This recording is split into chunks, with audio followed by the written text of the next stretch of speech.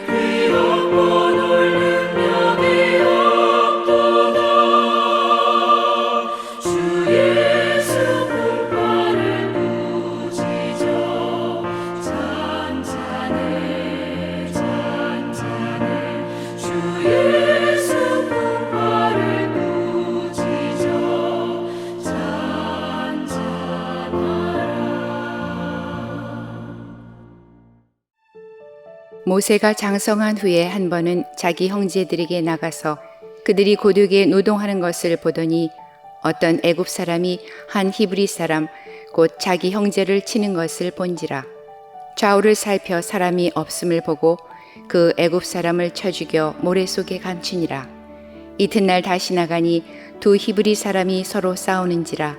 그 잘못한 사람에게 이르되 내가 어찌하여 동포를 치느냐 하매 그가 이르되 누가 너를 우리를 다스리는 자와 재판관으로 삼았느냐? 내가 애굽 사람을 죽인 것처럼 나도 죽이려느냐? 모세가 두려워하여 이르되 일이 탈로 되었도다. 바로가 이 일을 듣고 모세를 죽이고자 하여 찾는지라. 모세가 바로의 낯을 피하여 미디안 땅에 머물며 하루는 우물 곁에 앉았더라. 미디안 제사장에게 7딸이 있었더니 그들이 와서 물을 길어 구유에 채우고 그들의 아버지의 양떼에게 먹이려 하는데 목자들이 와서 그들을 쫓는지라. 모세가 일어나 그들을 도와 그 양떼에게 먹이니라. 그들이 그들의 아버지 루엘에게 이를 때에 아버지가 이르되 너희가 오늘은 어찌하여 이같이 속히 돌아오느냐? 그들이 이르되 한 애굽 사람이 우리를 목자들의 손에서 건져내고 우리를 위하여 물을 길어 양떼에게 먹였나이다. 아버지가 딸들에게 이르되 그 사람이 어디에 있느냐? 너희가 어찌하여 그 사람을 버려두고 왔느냐? 그를 청하여 음식을 대접하라 하였더라. 모세가 그와 동거하기를 기뻐하매 그가 그의 딸 십보라를 모세에게 주었더니 그가 아들을 낳음에 모세가 그의 이름을 게르솜이라 하여 이르되 내가 타국에서 나그네가 되었음이라 하였더라. 여러 해 후에 애굽 왕은 죽었고 이스라엘 자손은 고된 노동으로 말미암아 탄식하며 부르짖으니 그 고된 노동으로 말미암아 부르짖는 소리가 하나님께 상달된지라. 하나님이 그들의 고통 소리를 들으시고 하나님이 아브라함과 이삭과 야곱에게 세운 그의 언약을 기억하사 하나님이 이스라엘 자손을 돌보셨고 하나님이 그들을 기억하셨더라. 하나님의 큰 계획에 따라 모세는 바로의 궁정에서 자라나게 됩니다.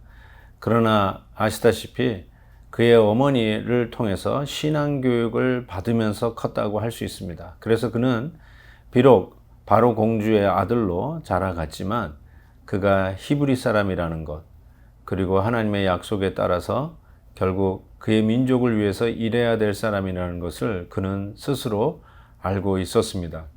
그래서 어떻게든지 간에 자기의 민족을 돕고자 했던 민족주의자요, 애국자요, 자기의 조국을 사랑했던 자임이 틀림이 없습니다.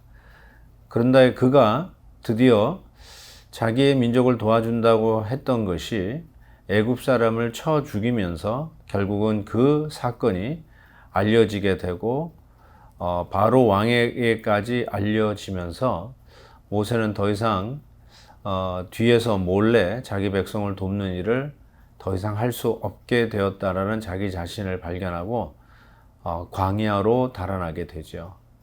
저는 여기에서 참 많은 것을 우리에게 교훈으로 남겨준다고 생각합니다. 그 순수한 동기, 자기 나라를 사랑하고 자기 민족을 아끼고 어려움 속에 있는 그 민족을 어떻게든지 간에 인도하려고 했던 그 모세의 선한 뜻이 그의 어떤 힘과 자기의 능력으로 도우려고 했을 때 결국은 하나님의 뜻을 이루기보다는 결국 그 자리에서 피해 달아날 수밖에 없는 현실에 맞닥뜨리게 되었다는 사실이죠. 정말로 우리가 의도는 좋아도 내 힘을 의지하거나 내 꾀를 따라가거나 그리고 내가 가지고 있는 능력으로 뭔가 해보려고 했다가 낭패를 당해서 하루아침에 그 바로 궁정에서 잘 살던 모세가 광야에서 거지가 되는 신세가 되었죠. 뭔가 내가 해보려고 했다가 좌절당해서 속수무책으로 나락에 떨어진 경우는 없습니까? 소위 한국에서는 잘 나가다가 미국 땅에서 뭔가 해보려고 하다가 여러 장벽에 부딪혀서 낭패를 보고 어찌할 모르고 손을 놓고 있는 그런 경험은 하신 적이 없는지요? 어쩌면 지금이 그런 순간일지도 모르죠. 그런데 하나님께서는 그 광야에서 새롭게 모세를 훈련하고 있는 것을 보게 됩니다. 그곳에서 양치는 루엘의 그 목자들을 돕는 모습이 나타나죠. 그래서 결국은 미디안 제사장 루엘의 집에서 같이 살기를 기뻐하고 결국은 그 루엘의 딸 시보라와 결혼을 해서 그곳에서 아들 게르솜을 낳습니다.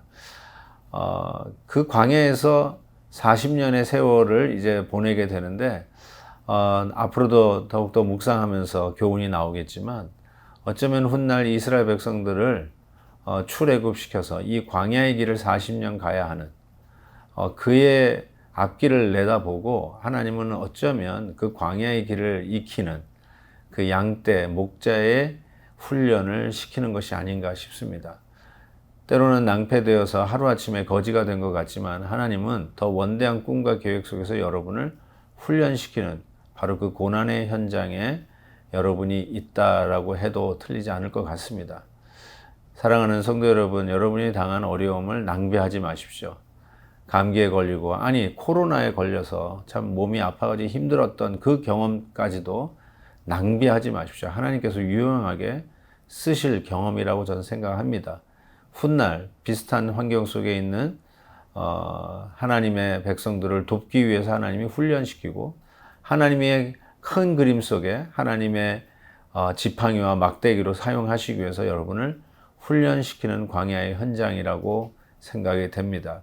불평과 불만보다는 하나님 앞에 나에게 주어진 현실 속에서 하나님은 나를 어떻게 훈련하기를 원하는가, 그 기대를 가지면 참 좋겠습니다.